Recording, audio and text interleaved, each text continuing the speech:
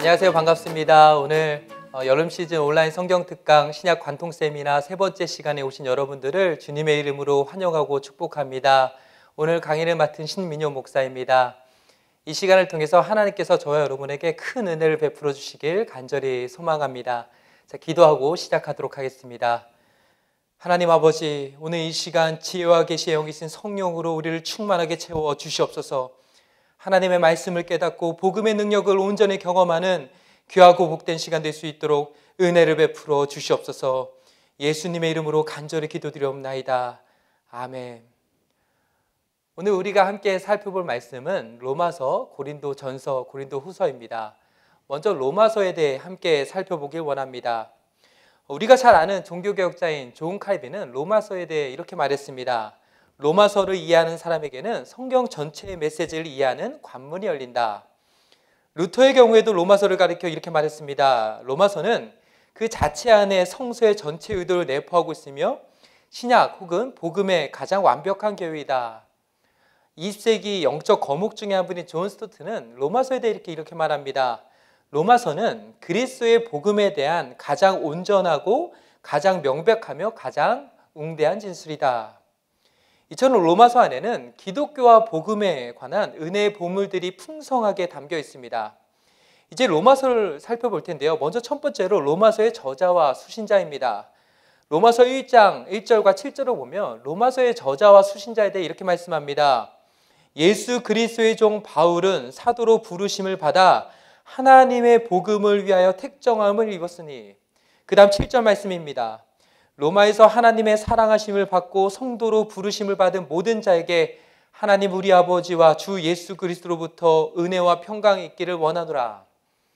여기에 나와 있는 대로 로마서는 사도 바울이 로마에 있는 하나님의 사랑하심을 받고 성도로 부르심을 받은 모든 자들에게 쓴 편지입니다. 사도 바울은 3차 전도 여행이 거의 끝나갈 무렵인 AD 55년에서 56년 사이에 고린도에 있는 가이오 집에 머물 때 이 로마서를 써서 보냈습니다. 사실 로마 교회는 사도 바울이 직접 전도하여 세운 교회가 아니었습니다. 또 그들을 직접 만난 적도 없었습니다. 로마서 1장 13절에 보면 이렇게 말씀합니다. 형제들아, 내가 여러 번 너에게 가고자 한 것을 너희가 모르기를 원하지 아니하노니. 15장 22절도 한번 보십시오. 그러므로 또한 내가 너에게 가려 하던 것이 여러 번 막혔더니. 이 두 구절을 통해 알 수 있는 사실이 뭐냐면 사도 바울이 여러 번 로마 교회에 가기를 원했다는 것입니다. 그런데 이런저런 이유로 인해 갈 수가 없었습니다. 그래서 로마 교회와 성도들에게 편지를 쓰게 된 것입니다. 그렇다면 사도 바울이 로마서를 쓰는 이유는 무엇일까요? 로마서 15장 24절을 보면 사도 바울이 로마서를 쓰게 된 이유 중에 하나를 가리켜 이렇게 말씀합니다. 이는 지나가는 길에 너희를 보고 먼저 너희와 사귐으로 얼마간 기쁨을 가진 후에 너희가 그리로 보내주기를 바람이라. 이전까지 사도 바울은 주로 로마의 동부 지역을 복음화하는 데 힘을 쏟았습니다. 그리고 이제 사도 바울은 로마의 서부 지역으로 자신의 선교 사역을 확장하길 원했습니다. 이를 위해 로마 교회의 후원과 영적인 지원이 필요했습니다. 그래서 그들을 직접 만나기 이전에 편지를 통해 자신을 소개하고 자신의 계속되는 복음 사역에 그들도 함께 동참하기를 원했던 것입니다. 우리는 오늘 여기서 우리의 삶에 적용할 수 있는 첫 번째 적용 포인트를 찾아볼 수 있습니다. 그것은 바로 예수님을 믿는 우리 모두는 하나님 나라의 영적인 한 공동체라는 것입니다. 로마서 1장 9절을 보면 사도 바울이 이렇게 말합니다. 내가 그의 아들의 복음 안에서 내 심령으로 섬기는 하나님이 나의 증인이 되시거니와 항상 내 기도에 쉬지 않고 너희를 말하며. 로마서 15장 30절에서는 로마 교회 성도들 향해 이렇게 요청합니다.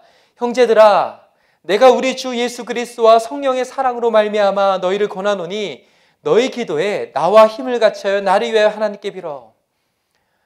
우리가 가끔가다 중보 기도를 할 때 한 번도 만나본 적도 없지만 또 개인적으로는 알지는 못하지만 그래도 누군가의 기도 제목을 듣고 함께 기도할 때가 있습니다. 또 우리가 가본 적은 없지만 또 만나본 적은 없지만 선교사님을 위해 또 세계 선교를 위해서 함께 간절히 기도할 때가 있습니다. 우리가 왜 그렇게 할 수 있는 것입니까? 그것은 바로 예수님을 믿는 우리 모두가 하나님 안에서 영적으로 하나이기 때문입니다. 두 번째로 우리가 살펴볼 내용은 로마서의 핵심 주제입니다. 이번 여름 시즌 온라인 성경 특강의 주제가 뭐냐면 신약 관통 세미나입니다. 그렇다면 여러분, 오늘 로마서를 관통하는 핵심 주제는 무엇일까요? 바로 복음입니다.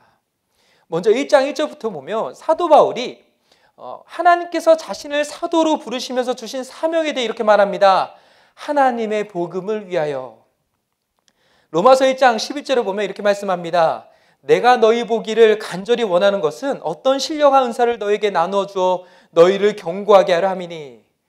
여기서 어떤 신령한 은사는 복음을 의미합니다. 로마서 1장 15절을 보면 사도 바울이 이렇게 말씀합니다. 그러므로 나는 할 수 있는 대로 로마에 있는 너에게도 복음 전하기를 원하노라. 사도 바울은 복음을 통해 로마 교회와 성도들이 정말 그들의 믿음이 더욱더 견고하게 세워지기를 원했습니다. 그래서 복음의 진수가 담길 로마서를 써서 그들에게 보냈던 것입니다. 사실 로마 교회 성도들은 이미 신앙이 굉장히 좋았던 성도들이었습니다. 믿음 생활 잘했던 사람들이었습니다. 로마서 1장 8절을 보면 그들의 믿음이 온 세상에 전파되었다라고까지 말합니다. 근데 그런 로마 교회를 향해서도 사도 바울이 주고 싶었던 메시지는 바로 복음이었습니다. 고 오카는 목사님께서 이 구절을 해석하시면서 이렇게 말씀하셨습니다. 복음, 즉 예수 그리스도를 정말 필요로 하는 사람은 교회 밖에보다 교회 안에 많다. 십자가 앞에서 다시 한번 깨어져야 할 사람이 교회 안에 있고 하나님의 사랑 앞에서 그 굳고 교만한 마음이 녹아져야 할 사람들, 예수님의 이름 앞에서 자기 자신이 죽고 다시 태어나는 은혜를 받아야 할 사람들이 바로 교회 안에 있습니다. 로마 교회 안에 있었고 또한 한국 교회 안에 있습니다.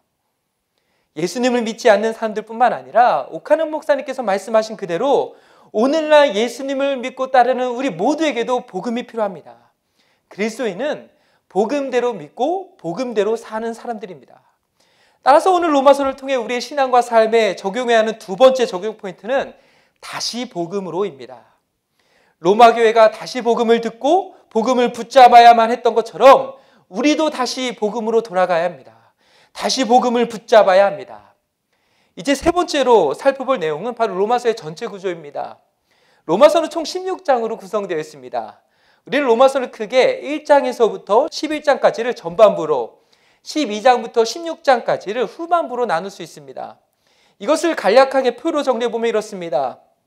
전반부인 로마서 1장부터 11장에서 사도 바울은 복음에 대해 설명합니다. 복음이 무엇입니까? 복음은 하나님이 죄인인 우리를 구원하시기 위해 행하신 모든 일입니다. 우리의 구원은 전적으로 하나님이 이루신 하나님의 은혜의 역사입니다. 따라서 복음은 우리가 믿어야 할 내용입니다. 하나님이 우리를 위해 행하신 일을 우리는 믿어야 합니다. 그런가 하면 이제 후반부인 12장부터 16장에서는 복음에 합당한 삶이 무엇인지에 대해 말씀합니다.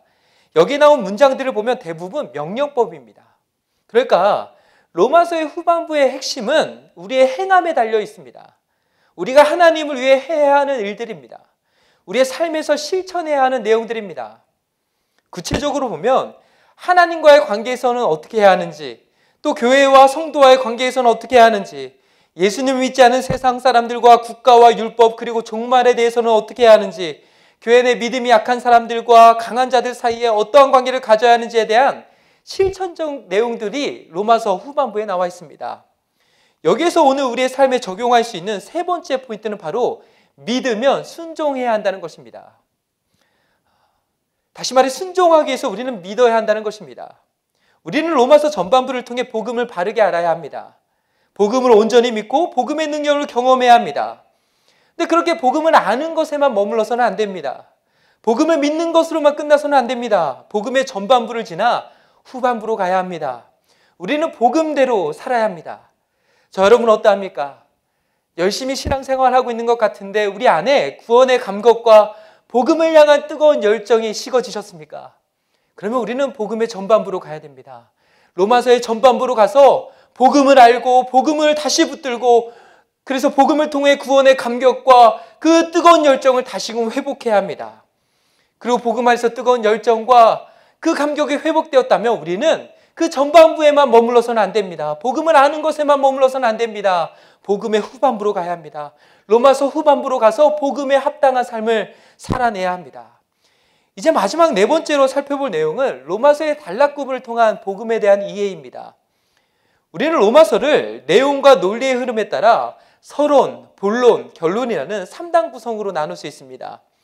먼저 1장 1절에서부터 17절까지는 서론입니다. 여기서 사도 바울은 자신이 앞으로 다루게 될 복음이라는 주제를 꺼내면서 복음의 핵심 중에 핵심을 다루게 됩니다. 그리고 이제 1장 18절에서부터 본격적으로 복음이라는 주제를 놓고 본론으로 들어가게 됩니다.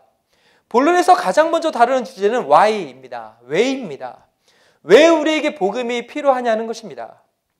여러분 어떠십니까? 우리에게 구원이 필요한 이유는 뭐라고 생각하십니까? 오늘 사도 바울은 복음의 필요성에 대해 모든 사람이 죄인이기 때문에 그렇다라고 말씀합니다. 그리고 로마서 3장 9절 말씀을 보면 이렇게 말씀합니다. 그러면 어떠하냐? 우리는 나으냐? 결코 아니라 유대인이나 헬라인이나 다 죄 아래 있다고 우리가 이미 선언하였느니라. 로마서 3장 23절입니다. 모든 사람이 죄를 범하였음에 하나님의 영광에 이르지 못하더니. 복음이 우리에게 왜 필요합니까? 우리 모두가 하나님 앞에서 하나님의 진노와 심판을 받아야만 마땅한 죄인이기 때문에 그렇습니다. 우리 스스로 이 문제를 해결할 수가 없습니다. 그래서 복음이 절대적으로 필요한 것입니다. 그렇다면 이제 그 다음으로 우리가 살펴봐야 할 주제는 바로 how입니다. 구원의 방법입니다. 죄인인 인간이 어떻게 구원을 받을 수 있냐 하는 것입니다. 이에 대해 사도 바울은 로마서 3장 21절부터 4장 25절까지 구원의 방법에 대해 말씀합니다. 여기서 사도 바울이 제시하는 방법은 딱 하나입니다. 예수 그리스도의 십자가입니다. 로마서 3장 22절과 24절입니다. 곧 예수 그리스도를 믿음으로 말미암아 모든 믿는 자에게 미치는 하나님의 의인이 차별이 없느니라. 그리스도 예수 안에 있는 속량으로 말미암아 하나님의 은혜로 값없이 의롭다 하심을 얻은 자가 되었느니라.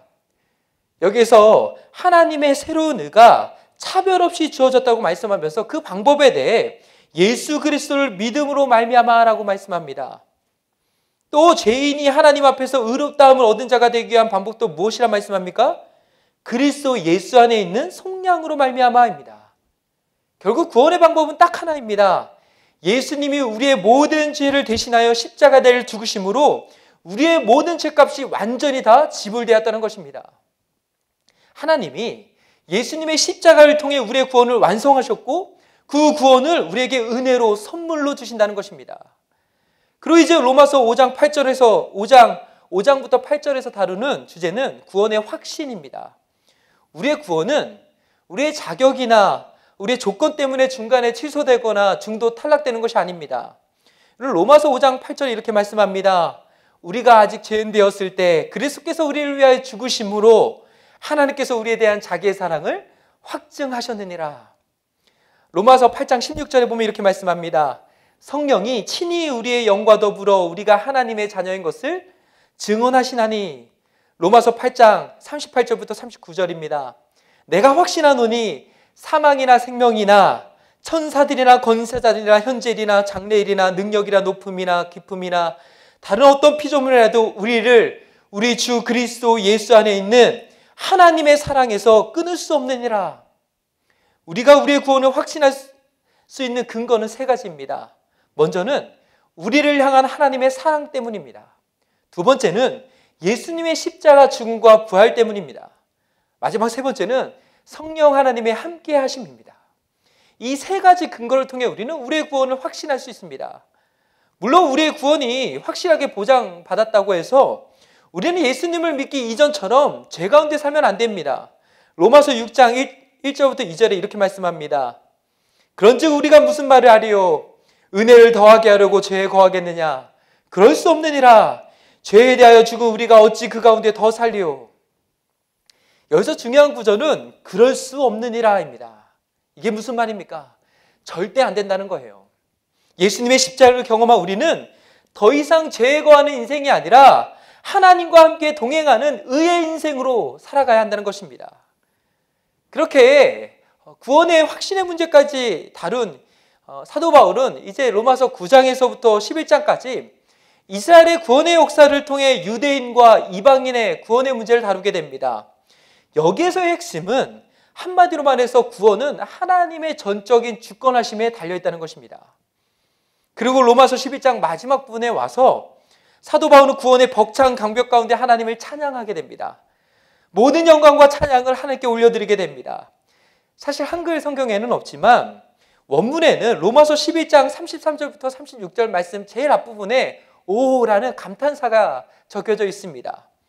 제가 이번에 읽을 때는 앞에 5를 넣고 한번 읽어보겠습니다. 로마서 11장 33절부터 36절입니다. 오, 깊도다. 하나님의 지혜와 지식의 풍성하며 그의 판단은 헤아리지 못할 것이며 그에게는 찾지 못할 것이로다. 누가 주의 마음을 알았느냐? 누가 그의 모사가 되었느냐? 누가 주께 먼저 들어서 갚으심을 받겠느냐? 이는 만물이 주에게서 나오고 주로 말미암고 주에게로 돌아갑니다. 그에게 영광이 세세에 있을지어다. 아멘. 여러분, 복음은 우리를 충만하게 합니다. 복음은 우리의 마음을 뜨겁게 합니다. 복음은 우리에게 구원의 감격과 능력을 가져다 줍니다. 이 감격과 충만함을 가지고 이제 사도 바울이 12장으로 가는 것입니다. 여러분, 우리가 이미 앞서 살펴본 대로 로마서 12장에서부터 사도 바울은 구원받은 자가 어떻게 살아가야 되는지 구체적인 삶에 대해서 말씀해 줍니다. 로마서 12장 1절부터 2절 말씀을 한번 보십시오. 그러므로 형제들아, 내가 하나님의 모든 자비하심으로 너희를 권하노니 너희 몸을 하나님 기뻐하시는 거룩한 산제물로 드리라. 이는 너희가 드릴 영적 예배니라. 너희는 이 세대를 본받지 말고 오직 마음을 새롭게 함으로 변화를 받아 하나님의 선하시고 기뻐하시고 온전하신 뜻이 무엇인지를 분별하도록 하라. 여기에서의 핵심은 변화입니다. 구원받은 성도로서 우리는 끊임없이 변화되고 성장하고 성숙해져야 합니다. 오늘 우리가 로마서를 통해 마지막 네 번째로 기억해야 될 삶의 적용 포인트는 변화와 성숙입니다. 우리는 로마서를 읽으면서 복음이 이렇구나, 복음을 경험한 사람, 구원받은 자의 삶이 이래야 되는구나 라고 지식적으로만 알고 끝내서는 안 됩니다. 우리는 복음 안에서 복음을 통해 계속해서 변화되고 성장하고 성숙해져야 합니다. 하나님의 영광을 위한 하나님의 사명자로 살아가야 합니다. 이제 로마서를 마무리하면서 로마서를 관통하는 핵심 주제인 복음을 꼭 기억하시기 바랍니다. 그래서 로마서를 계속해서 읽고 배우고 묵상하심으로 복음의 감격과 열정을 우리의 삶에서 경험하시는 저 여러분 모두가 되시길 주님의 이름으로 축복합니다. 이제 오늘 두 번째로 고린도전서 말씀을 함께 묵상하기 원합니다. 우리가 고린도전서를 바르게 이해하기 위해서는 두 가지 배경적 지시를 가져야 합니다. 먼저 고린도에 대한 이해입니다. 그 당시에 발전했던 도시들을 보면 대부분 항구를 중심으로 발전하였습니다. 이것은 고린도 지역도 마찬가지였습니다. 고린도는 로마와 아시아를 이어주는 길목에 위치해 있었습니다. 따라서 고린도는 그리스의 무역뿐만 아니라 북아프리카와 이탈리아, 소아시아를 포함한 지중해 무역구류의 중심지였습니다. 많은 사람들이 고린도로 몰려들었습니다. 도시가 빠르게 성장하고 발전하였습니다. 유명한 기독교 작가 중에 폴락이라는 사람이 있습니다. 이 사람이 그 당시 고린도의 모습을 가리켜 이렇게 말합니다. 고린도는 바울이 지금까지 만났던 도시 중 가장 큰 도시로서 격렬하고 새로운 상업 중심 도시였다. 그곳에는 거의 25만 명에 달하는 인구가 상대적으로 좁은 지역에 빽빽히 들어차 있었으며 그중 높은 비율이 끝없이 상품을 옮기는 일에 종사하는 종이었다. 종이건 자유민이건 고린도인들은 뿌리가 없는 자로서 자신의 국가적 배경에서 단절되었으며 제국 전역의 각종 민족과 지역에서 온 사람들이었다. 사실 그렇게 도시가 발전되고 또 부유해지면 또 여러 나라에서 많은 사람들이 오고 하면 이런 현상이 나타납니다. 바로 방탕과 타락입니다. 실제로 고린도 지역은 다른 항구 도시들보다 그 방탕과 타락의 정도가 훨씬 심했습니다. 그래서 그 당시 헬라인들이 방탕하게 사는 사람들을 가리켜서 뭐라고 불렀냐면 코린토지아인이라고 불렀습니다. 이런 고린도 지역의 또 다른 특징 중에 하나가 뭐냐면 바로 우상 숭배를 통한 성적 타락입니다. 고린도에는 그 당시 대표적인 이 헬라의 사랑의 여신이라 불리는 아프로디테의 큰 신전이 있었습니다. 여기에는 1000명이 넘는 여사제들이 있었는데 이들은 밤이면 되면 도시로 내려가서 성과 관련된 일을 하였습니다. 또 이 도시에는 남성비를 과시하는 아폴로 신전이 있었습니다. 여기에는 동성애가 활발하게 진행되고 있었습니다. 그러니까 고린도 지역 자체가 갖고 있었던 문제가 뭐였냐면 바로 음란의 문제였습니다. 여기까지의 내용을 정리해보면 고린도는 교통과 상업의 중심지였습니다. 부유하고 번성한 도시였고 다양한 지역에서 많은 사람들이 살고 있었던 국제 무역 도시였습니다. 또한 종교적으로나 성적으로 완전히 개방되고 또 타락하고 방탕한 도시가 바로 고린도였습니다. 두 번째로 고린도 전설을 바르기 위해서 우리는 고린도 교회와 사도 바울 사이의 관계를 살펴봐야 합니다. 고린도 교회는 사도 바울이 제2차 전도여행 때 세운 교회였습니다. 18장 1절부터 18절을 보면 고린도 교회와 관련된 말씀이 나옵니다. 사도행전 18장 1절입니다. 그 후에 바울이 아덴을 떠나 고린도에 이르러, 아덴을 떠나 사도 바울이 고린도에 도착했습니다. 그곳에서 무엇을 하냐면 4절입니다. 안식일마다 바울이 회당에서 강론하고 유대인과 헬라인을 권면하니라. 그 다음 8절 한번 보십시오. 또 회당장 그리스도가 온 지방과 더불어 주를 믿으며 수많은 고린도 사람도 듣고 믿어 세례를 받더라. 10절에도 보면 하나님께서 밤의 환상 가운데 바울을 향해 이렇게 말씀하셨습니다. 내가 너와 함께 있으면 어떤 사람도 너를 대적하여 해롭게 할 자가 없을 것이니 이는 이 성 중에 내 백성이 많음이라 하시더라. 하나님께서 고린도 지역 안에 내 백성이 많다라고 말씀해 주셨어요. 그러면서 바울을 향해 담대히 복음을 전하라는 이 사명을 주셨습니다. 이 말씀에 힘입어 11절에 보니까 이렇게 기록되어 있습니다. 1년 6개월을 머무며 그들 가운데서 하나님의 말씀을 가르치니라. 사도 바울은 고린도에 1년 6개월 동안 머물렀습니다. 이것은 사도 바울의 전도여행에 있어서 굉장히 긴 시간이었습니다. 그 기간 동안 바울은 자신이 개척하여 세운 고린도 교회에서 하나님의 말씀을 가르치고 또 전하면서 복음 사역에 온 힘과 열정을 다하였습니다. 그렇게 열심히 사역한 결과 풍성한 열매가 고린도 교회 안에 맺어졌습니다. 교회도 성장했습니다. 많은 사람들이 예수님을 믿게 되었습니다. 이런 맥락에서 보면 비록 다른 선교 사역을 위해서 고린도 지역을 떠나야만 했지만 그래도 여전히 고린도 교회와 성도들 향한 사도 바울의 애정과 관심은 특별했다라고 말할 수 있습니다. 이런 고린도 교회를 향해 사도 바울은 편지를 써서 보내게 됩니다. 고린도전서는 사도 바울의 3차 전도여행 당시에 에베소라는 지역에서 머물 때 썼던 편지입니다. 사실 고린도전서는 사도 바울이 고린도 교회를 향해 보낸 두 번째 편지입니다. 고린도전서 5장 9절을 보면 이렇게 말씀합니다. 내가 너에게 쓴 편지에 음행하는 자들을 사귀지 말라 하였거니와. 여기 보면 내가 너에게 쓴 편지라고 나옵니다. 이 구절을 통해 우리는 바울이 이미 첫 번째 편지를 고린도 교회에게 보냈다는 사실을 알 수 있게 됩니다. 근데 문제가 뭐냐면 고린도 교회 성도들이 사도 바울이 보낸 첫 번째 편지의 내용을 오해한 것입니다. 잘못 이해한 것입니다. 그래서 사도 바울이 고린도전서를 통해 그 오해를 다시 바로잡기를 원했던 것입니다. 또 우리가 고린도전서를 읽어보면 사도 바울이 고린도 교회에 있지도 않았는데 고린도 교회가 처한 현실적인 상황을 너무나도 잘 알고 있음을 알 수 있게 됩니다. 그러면서 이런 생각을 하게 됩니다. 사도 바울이 어떻게 저렇게 알 수 있을까? 고린도 교회가 처한 상황을 어떻게 저렇게 잘 알 수 있었을까? 그 이유는 크게 두 가지입니다. 먼저 고린도전서 1장 11절에 보면 이렇게 기록하고 있습니다. 내 형제들아 글로의 집 편으로 너에 대한 말이 내게 들리니. 여기에 보면 글로의 집 편으로라고 말합니다. 그러니까 바울을 찾아온 사람들을 통해 고린도 교회에 대한 소식을 듣게 되었다는 것입니다. 또 고린도전서 7장 1절에 보면 이렇게 말씀합니다. 너희가 쓴 문제에 대하여 말하면, 여기에 너희가 쓴 문제에 대하여라는 이 말은요, 고린도 교회 성도들이 사도 바울에게 직접 편지를 썼다는 것을 의미합니다. 그 편지 안에는 그 당시 교회 안에 문제가 되었던 여러 가지 문제들에 대한 사도 바울의 의견을 물어보고 싶었던 고린도 교회 성도들이 직접 편지를 쓴 것입니다. 그래서 고린도전서를 보면 이 질문에 대한 답변이 기록되어 있음을 알 수 있습니다. 여기까지의 내용을 간략하게 이제 정리해 보면 고린도 교회는 사도 바울이 개척하고 또 목회했던 교회였습니다. 그의 애정이 많이 담겨졌던 교회였습니다. 그리고 고린도 교회가 실제로 처했던 현실적인 문제들을 다루기 위해서 사도 바울이 쓴 편지가 뭐였냐면 고린도전서였습니다. 이런 배경적인 이해를 토대로 오늘 고린도전서를 관통하는 핵심 주제를 한마디로 정리해 본다면 바로 교회라고 말할 수 있습니다. 교회가 무엇이며 교회가 어떠한 모습을 가져야 하는지에 대한 구체적이면서도 실제적인 원칙과 방법들이 이 고린도전서 안에 담겨 있습니다.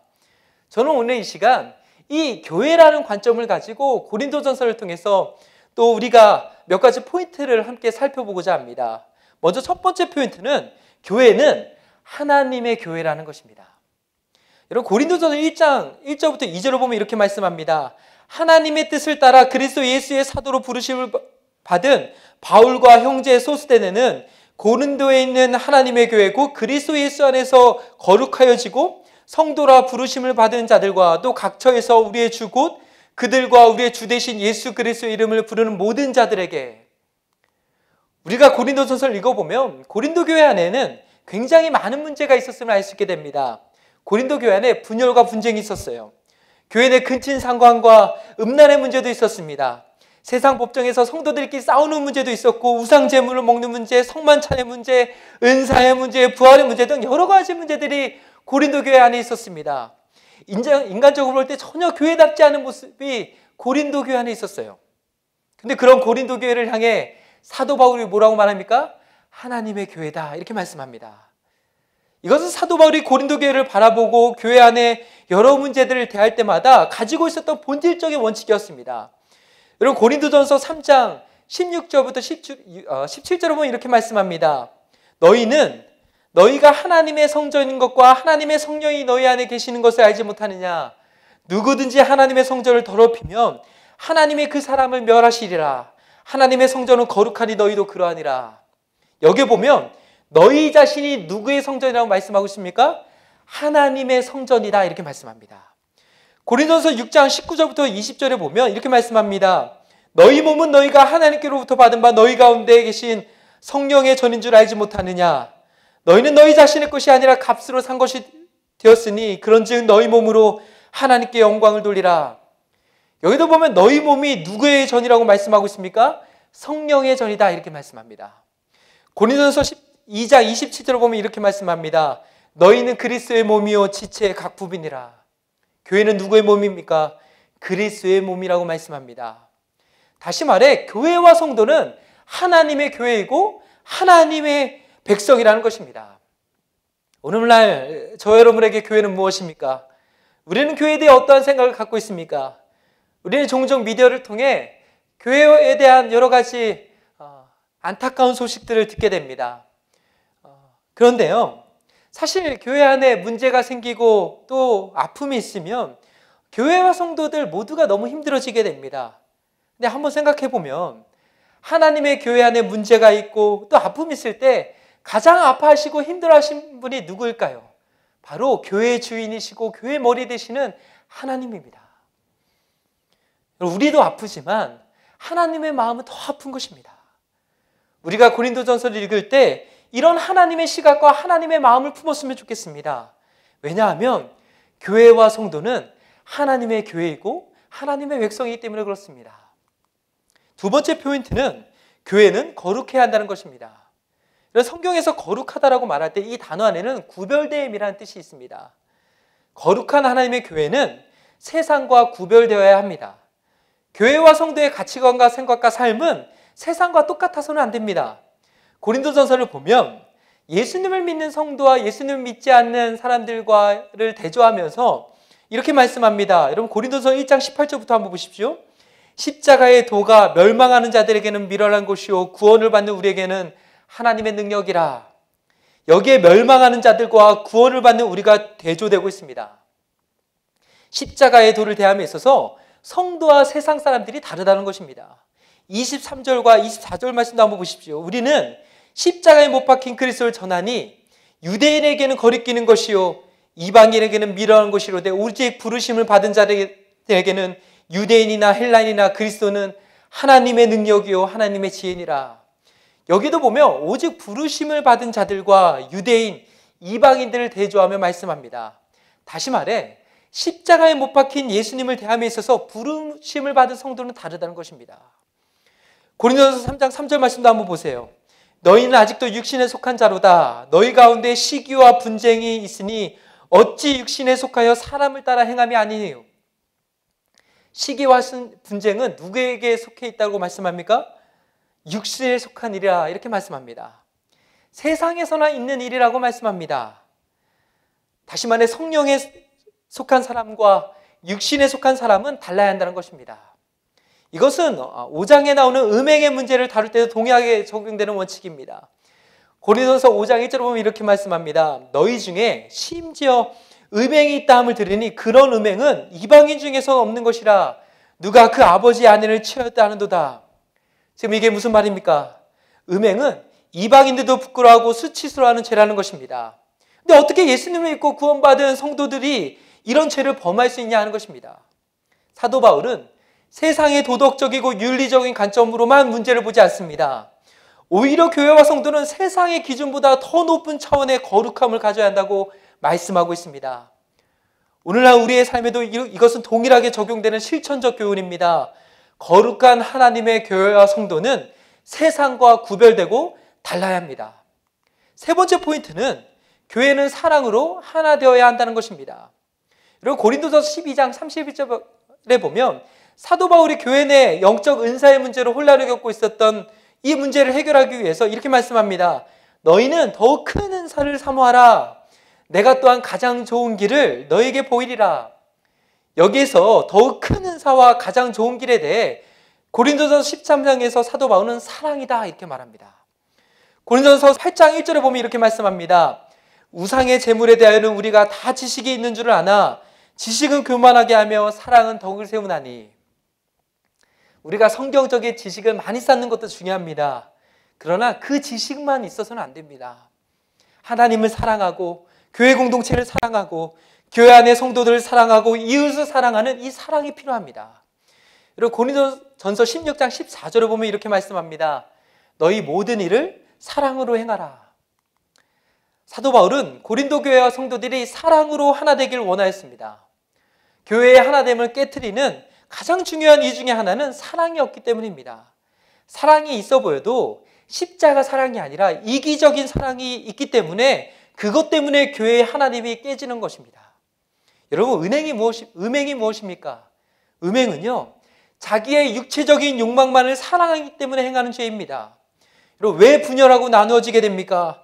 사랑으로 덕을 세우지 못했기 때문입니다. 11장에서 고린도 교회 안에 성만찬의 문제가 발생하였습니다.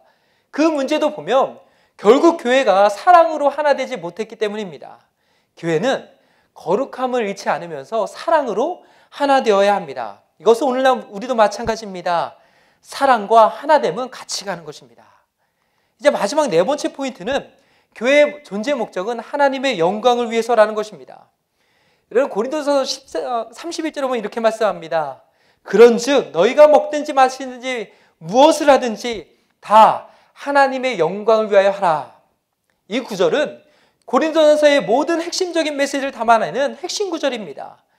사도 바울의 복음 사역과 문제 해결에 있어서 가장 중요한 원칙은 바로 하나님의 영광을 위해서입니다. 교회가 하는 모든 사역의 핵심에 있어서 결국 핵심은 하나님의 영광을 위해서입니다. 여러분, 이 세상 사람들은 눈에 보이지 않는 하나님을 눈에 보이는 교회와 성도들을 통해 바라보게 됩니다.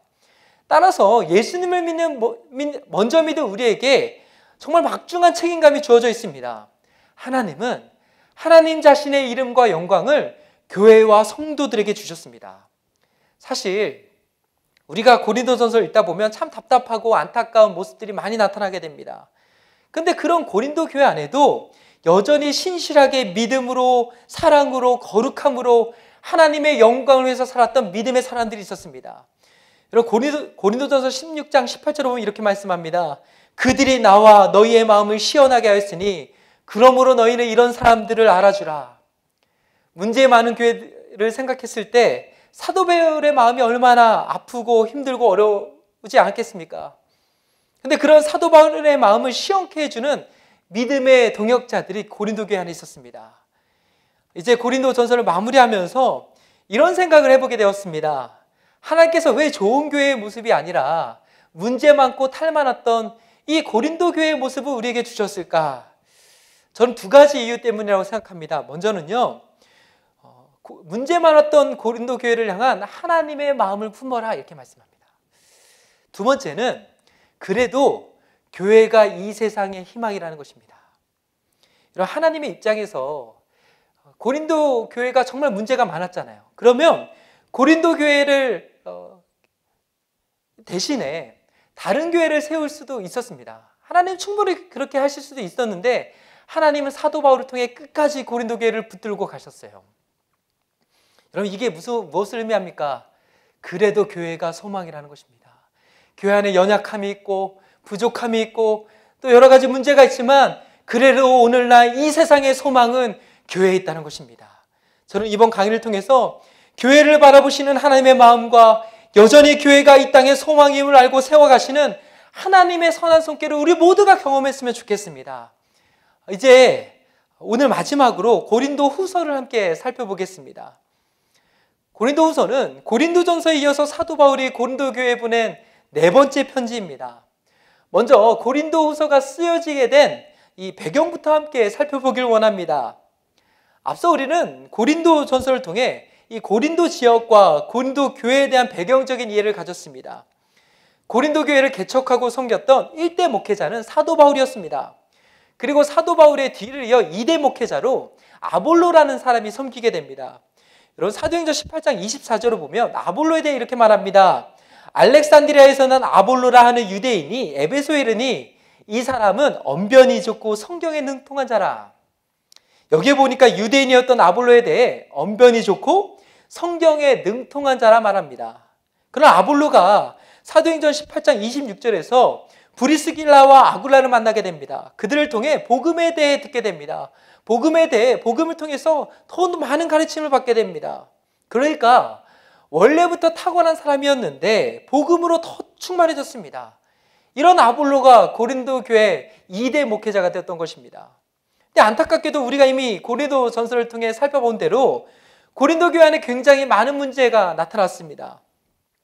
사도 바울은 이런 고린도 교회 문제를 해결하기 위해 2번이나 편지를 보냈습니다. 그렇다면 이 편지를 받고 난 뒤 고린도 교회의 문제들이 온전히 해결되고 안정이 되었냐면 그렇지 않았어요. 오히려 고린도 교회 안에 사도 바울을 반대하고 싫어하고 미워하는 그룹이 생기게 되었습니다.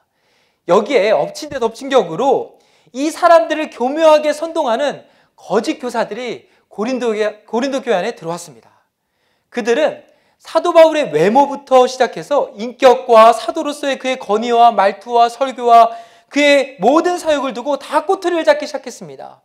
그러면서 교회가 혼란에 빠지기 시작했습니다. 성도들이 어려움을 겪게 되었습니다. 이 소식을 듣고 사도 바울이 결심을 합니다. 내가 가야겠다. 그래서 사도 바울이 가게 됩니다. 직접 고린도 교회를 방문하게 돼요. 그런데 그 방문이 성공적이었냐 하면 그렇지 않았어요. 여러분 고린도후서 2장 1절에 보면 이렇게 말씀합니다. 내가 다시는 너희에게 근심 중에 나아가지 아니하기로 스스로 결심하였노니. 여기에 보면 그때의 방문이 사도 바울에게 얼마나 큰 아픔과 상처를 주었는지 짐작해 볼 수 있습니다. 이런 짧은 방문 뒤에 사도 바울은 세 번째 편지를 쓰게 됩니다. 고린도후서 2장 4절입니다. 내가 마음에 큰 눌림과 걱정이 있어 많은 눈물로 너에게 썼노니 이는 너희로 근심하게 하려 한 것이 아니요 오직 내가 너희를 향하여 넘치는 사랑이 있음을 너희로 알게 하려 함이라. 사도 바울은 자신이 쓴 세 번째 편지를 두고 많은 눈물로 썼다고 말씀합니다. 고린도 교회 성도들 향해 넘치는 사랑을 담아 편지를 썼다고 말씀합니다. 물론 이 편지는 지금 우리에게 전해지지 않고 있습니다. 어쨌든 이 세 번째 편지를 디도를 통해 고린도 교회에 보내게 됩니다. 그리고 이제 사도 바울이 마게도냐에 왔을 때 디도가 옵니다. 고린도에 갔었던 디도가 돌아와서 기쁜 소식을 전해줍니다. 어떤 소식이냐면 고린도 교회 성도들이 사도 바울이 보낸 편지를 통해 회개하였다는 거예요. 복음으로 다시 돌아오게 되었다는 것입니다. 이 소식을 전해드는 사도 바울의 마음에 큰 위로와 기쁨이 생겼습니다. 그런데 여전히 고린도 교회 안에 남아있었던 문제가 하나 있었습니다. 그게 뭐였냐면요, 사도 바울을 대적하고 있었던 소수의 무리들이 있었습니다. 그래서 이 남은 문제를 해결하기 위해 사도 바울이 고린도 교회를 방문하기를 계획했습니다. 이 방문에 앞서서 편지를 쓰게 되었는데 이것이 고린도 후서입니다. 저는 이 스토리를 통해 오늘날 우리의 마음과 삶에 꼭 담아두어야 하는 두 가지 메시지를 좀 함께 살펴보길 원합니다. 먼저 첫 번째는 변치 않는 복음입니다. 고린도 교회는 사도 바울에게 많은 기쁨과 사역의 열매를 가져다 준 교회였습니다. 그러나 이와는 정반대로 정말로 많은 어려움과 아픔과 상처를 가져다 준 교회도 바로 고린도였습니다. 무엇보다 자칭 사도라 칭했던 거짓 교사들이 고린도 교회의 성도들을 복음에서 멀어지게 만들었습니다. 이를 위해 사도 바울의 인격과 성품을 공격했습니다. 그의 사역의 권위를 무너뜨리려고 했습니다. 여러분, 인간적으로만 보면 얼마나 사도 바울이 힘들었겠습니까? 얼마나 괴로웠겠습니까? 근데 그렇게 어렵고 힘든 상황 속에서도 사도 바울은 사람을 의지하지 않았습니다. 오히려 그가 붙든 것은 바로 복음이었습니다. 하나님의 말씀이었어요. 여러분, 고린도후서 4장 1절부터 2절에 보면 이렇게 말씀합니다. 그러므로 우리가 이 직분을 받아 긍휼하심을 입은 대로 낙심하지 아니하고 이에 숨은 부끄러움의 일을 버리고 속임으로 행하지 아니하며 하나님의 말씀을 혼잡하게 하지 아니하고 오직 진리를 나타내므로 하나님 앞에서 각 사람의 양심에 대하여 스스로 추천하노라. 여기에서 바울은 사도로서의 자신의 권위와 사역이 인간에 의해 이루어진 것이 아니라 하나님이 소명과 사명을 주셨기 때문에 낙심할 수 없다고 말씀합니다. 그러면서 하나님의 말씀을 혼잡하게 하지 아니하고 오직 진리를 나타낸 것이 자신에게 하나님이 주신 사명이라고 말씀합니다. 여러분, 고린도후서 4장 5절을 보면 이렇게 말씀합니다. 우리는 우리를 전파하는 것이 아니라 오직 그리스도 예수의 주 되신 것과 또 예수를 위하여 우리가 너희의 종된 것을 전파함이라. 오늘날 우리도 신앙생활할 때 우리의 믿음을 사람의 인격이나 사람과의 관계에 두어서는 안 됩니다. 하나님의 말씀, 복음에 우리의 믿음이 뿌리를 내려야 합니다. 그래야지만 어떤 상황과 환경 속에서도 흔들리지 않는 견고한 믿음을 가질 수 있게 되는 것입니다. 그런가 하면 두 번째로 우리가 기억해야 될 메시지는 진심입니다. 여러분, 고린도후서 1장 12절을 보면 사도 바울이 이렇게 말합니다. 우리가 세상에서 특별히 너희에 대하여 하나님의 거룩함과 진실함으로 행하되 육체의 지혜로 하지 아니하고 하나님의 은혜로 행함은 우리의 양심이 증언하는 바니 이것이 우리의 자랑이라. 여기에 보면 특별히 고린도 교회와 성도들에 대해 사도 바울이 하나님의 거룩함과 진실함으로 행했다라고 말씀합니다. 고린도후서는 사도 바울이 쓴 편지 중에 가장 개인적이고 또 사도 바울의 심정이 가장 풍부하게 담겨진 일종의 바울의 자서전과도 같은 말씀이라고 볼 수 있습니다. 특히 우리가 고린도후서를 차근차근 읽어보면 사도 바울의 진심이 느껴지게 됩니다. 어떤 의무감이나 형식적으로 이 말씀들을 기록한 것이 아닙니다.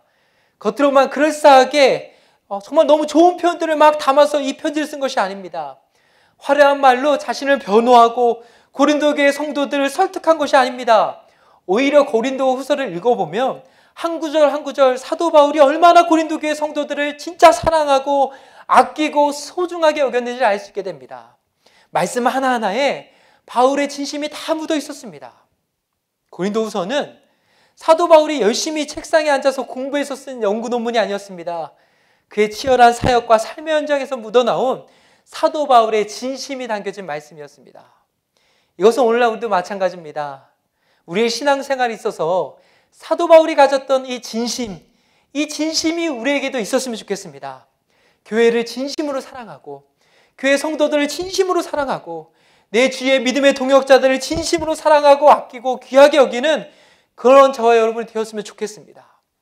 지금까지 우리는 고린도후서가 쓰여지게 된 배경을 함께 살펴보게 되었습니다. 그리고 이제 사도 바울이 고린도후서를 기록한 목적을 중심으로 고린도후서의 전체 구조에 대해 함께 살펴보기 원합니다. 이것을 내용적으로 크게 세 부분으로 나눌 수 있습니다. 먼저는 사도 바울과 고린도 교회 성도들과의 온전한 관계 회복을 위해서입니다. 이것이 고린도후서 1장부터 7장까지 말씀의 주된 핵심 내용입니다. 이때 사도 바울은 자신이 오해받고 있었던 여러 일들에 대한 설명을 해줍니다. 두 번째는 재정적으로 어려움을 겪고 있었던 예루살렘 교회를 돕는 사역에 고린도 교회도 참여하기를 바라는 마음에서 이 편지를 기록하였습니다. 고린도후서 8장부터 9장에 이 내용이 나와 있습니다. 마지막 세 번째로 여전히 자신을 대적하며 반대하고 있었던 소수의 사람들을 향해 진정한 사도로서의 자신의 권위와 자격에 대해 말씀합니다. 이것이 고린도후서 10장부터 13장의 주된 내용입니다. 그렇다면 이런 전체적인 기록 목적과 내용의 흐름을 담아서 이 고린도후서를 관통하는 주제를 한마디로 정리하면 무엇일까요? 저는 위로라고 생각합니다. 위로. 고린도후서 1장 3절부터 4절을 보면 이렇게 말씀합니다. 찬송하리로다. 그는 우리 주 예수 그리스도의 하나님이시오 자비의 아버지시오 모든 위로의 하나님이시며 우리의 모든 환난 중에서 우리를 위로하사 우리로 하여금 하나님께 받는 위로로서 모든 환난 중에 있는 자들을 능히 위로하게 하시는 이르시로다.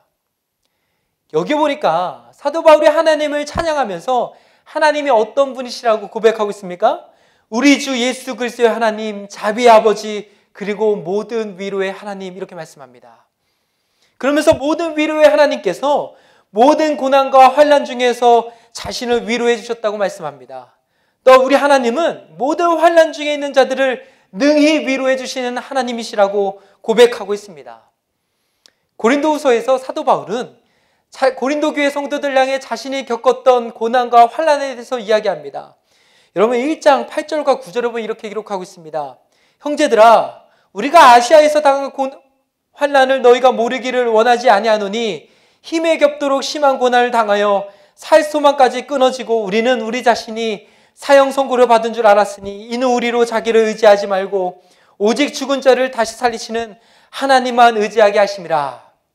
사도 바울은 자신이 겪은 고난에 대해 힘에 겹도록 심했다고 말합니다. 얼마나 힘들었냐면 살 소망까지 끊어졌다고 말합니다. 마음에 이제 끝이구나, 난 이제 사형 선고 받았다, 이런 마음이 들 정도로 그의 고난과 그의 환난이 너무나도 심했습니다. 이런 상황 속에서 사도 바울이 경험했던 은혜는 하나님의 위로하심이었습니다. 이 하나님의 위로는요, 사도 바울로 하여금 이 고난과 어려움과 이 힘겨움을 버티고 이겨낼 수 있게 만드는 하늘의 위로였습니다. 여러분 고린도후서 7장 5절부터 6절에 보면 이렇게 말씀합니다. 우리가 마게도냐에 이르렀을 때에도 우리의 육체가 편하지 못하였고 사방으로 환난을 당하여 밖으로는 다투며 안으로는 두려움이었노라. 그러나 낙심한 자들을 위로하시는 하나님이 디도가 오므로 우리를 위로하였으니. 여기에 보면 사도 바울 자신이 사방으로 환난을 당하였다고 말씀합니다. 여러분 사도 바울도 연약한 인간이었어요. 그는 모든 것을 초월할 수 있는 슈퍼맨이 아니었습니다. 그도 힘들었습니다. 마음의 낙심과 좌절도 있었어요. 현실적인 문제로 인해 괴로워했습니다. 두려워했어요. 근데 그런 바울을 누가 위로해 주셨다고 말씀하고 있습니까? 낙심한 자들을 위로하시는 하나님이 자신을 위로해 주셨다, 이렇게 말씀합니다. 여러분 우리 믿는 성도들은요, 고난을 그저 이를 꽉 깨물고 힘겹게 혼자 버티면서 긍정적으로 생각하면서 이 고난을 이겨내는 것이 아닙니다. 하나님은 사도 바울의 고난 가운데 실제로 함께해 주셨어요. 그 고난을 버티고 이겨낼 수 있는 하나님의 위로를 부어주셨습니다. 여러분 성도의 고난에는요, 이 고난을 함께 하시는 하나님이 계시고 하나님의 넘치는 위로가 있습니다. 따라서 오늘 우리는 이 고린도후서를 통해 모든 위로의 하나님이 저와 여러분의 하나님이라는 사실을 믿고 확신해야 합니다. 그런가 하면 고린도후서 12장에서 사도 바울은 자신의 육체적인 한계와 연약함에 대해 이렇게 고백하게 됩니다. 고린도후서 12장 7절 말씀입니다. 여러 계시를 받은 것이 지극히 크므로 너무 자만하지 않게 하시려고 내 육체의 가시 곧 사탄의 사자를 주셨으니 이는 나를 쳐서 너무 자만하지 않게 하려 하심이라. 앞서 사도 바울은 12장 1절부터 6절에서 하나님이 주신 특별한 영적 체험에 대해 말씀하였습니다. 그런데 곧바로 7절에서 이런 엄청난 영적 체험과는 다르게 자신의 육체 안에 가시가 있었다고 말씀합니다. 이 육체의 가시를 놓고 학자들마다 해석이 다릅니다. 실제로 사도 바울의 육체 안에 연약함이 있었고 건강에 문제가 있지 않았냐라고 해석하는 사람들도 있습니다. 또 어떤 학자들은 그 당시 사도 바울을 반대하고 대적하는 그런 고린도 교회의 거짓 교사들이라고 보는 학자들도 있습니다. 이 둘 중에 어떤 해석을 취하든지 간에 분명한 사실은 뭐냐면 이 육체의 가시가 사도 바울을 괴롭게 하고 힘들게 했다는 것입니다. 그래서 12장 8절을 보면 이것이 떠나가기를 3번이나 간구했다라고 말합니다. 여기서 3번은 간절함입니다. 이런 사도 바울의 간절한 기도와 소원에 대해 하나님의 응답이 무엇입니까? 9절 말씀입니다. 나에게 이르기를 내 은혜가 내게 족하도다. 이는 내 능력이 약한 데서 온전해짐이라 하신지라. 그러므로 도리어 크게 기뻐함으로 나의 여러 약한 것들에 대하여 자랑하니니 이는 그리스도의 능력이 내게 머물게 하려 함이라. 여기에 보니까 사도 바울의 이 간절한 기도에 대한 하나님의 응답은 내 은혜가 내게 족하다는 것입니다. 사실 이 메시지는요, 고린도후서의 전체 결론이기도 하고 고린도후서를 모두 담아내는 메시지이기도 합니다. 여러분 고린도후서를 통해 본 사도 바울은 약했습니다. 육체의 가시로 괴로워했어요. 그의 삶에는 죽을 것 같은 고난과 환난이 끊이지 않았습니다. 거짓 교사들로부터 인격과 성품과 사역에 대해 이루말 수 없는 모욕과 비난을 겪어야만 했습니다. 그런 사도 바울을 하나님이 때마다 위로해 주셨고 힘을 주셨어요. 그리고 고린도후서 12장 9절에서 가장 큰 위로를 주십니다. 내 은혜가 내게 족하다는 거예요. 왜 그렇습니까? 비록 인간적으로 볼 때 사도 바울은 약했지만 그렇게 약했던 사도 바울 안에 그리스도의 강한 능력이 임했기 때문입니다. 10절을 보면 이렇게 말씀합니다. 그러므로 내가 그리스도를 위하여 약한 것들과 능력과 궁핍과 박해와 공고를 기뻐하노니 이는 내가 약한 그때의 강함이라. 우리의 약함을 통해 하나님이 일하십니다.